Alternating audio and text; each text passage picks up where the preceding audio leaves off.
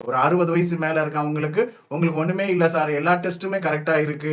எல்லா டெஸ்ட்டுமே ஆவரேஜா இருக்குன்னு சொல்லுவாங்க. ஆனா உங்க உடம்புல இருக்கிற உபாதைகள் உங்களுக்கு தான் தெரியும். உங்க உடம்புல இருக்க வலியும் சரி, உங்க உடம்புல இருக்க நமைச்சலும் சரி, உங்க உடம்புல இருக்க நம்ப்னஸும் சரி, உங்க உடம்புல இருக்க தளர்ச்சியும் உங்களுக்கு மட்டும் தான் தெரியும். இதுக்கு எல்லாமே காரணம் உங்க 2ஆம் மூளையாகப்பட்ட இந்த பெருங்குடல் இப்படி சுருங்கி இருக்கும். இப்படி சுருங்கி மட்டும் இல்ல, அந்த பெருங்குடல்ல உங்களுக்கு நீங்க சாப்பிட்டு ஜீரணமாகாத பொருள். இது கேஸா ஃபார்மேஷன் ஆயிருக்கும், பித்தங்களா ஃபார்மேஷன் ஆயிருக்கும், இந்த மலமா, இந்த மார்பிடா ஃபார்மேஷன் ஆயி, இது எல்லாமே இதே போல குண்டு குண்டா, குழி குழியா இறுகி போய் உங்க பெருங்குடல்ல தேக்கமா இருக்கும். இந்த குழிகள்ல இருக்கிற இதுதான் நமக்கு நோயே.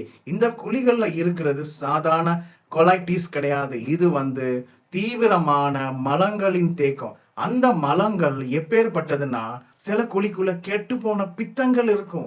சில குழிக்குள்ள கெட்டுப்போன வாயுக்கள் இருக்கும். சில குழிக்குள்ள ரொம்ப வருடமா தேங்கின, அதாவது கார்பன் கன்டென்ட்டா ஆன, கார்பன்னா நம்ம மலங்கள், நம்ம சாப்பிட்ட ஃபுட் தான் மலமாது. அந்த ஃபுட் ஆகப்பட்டது ஒரு காலகட்டத்தில ஒண்ணுமே இல்லாம பொசுக்கி வெறும் கார்பன் ஆயிடும். அது எவ்ளோ பெரிய கன்டென்ட்டா இருந்தாலும்.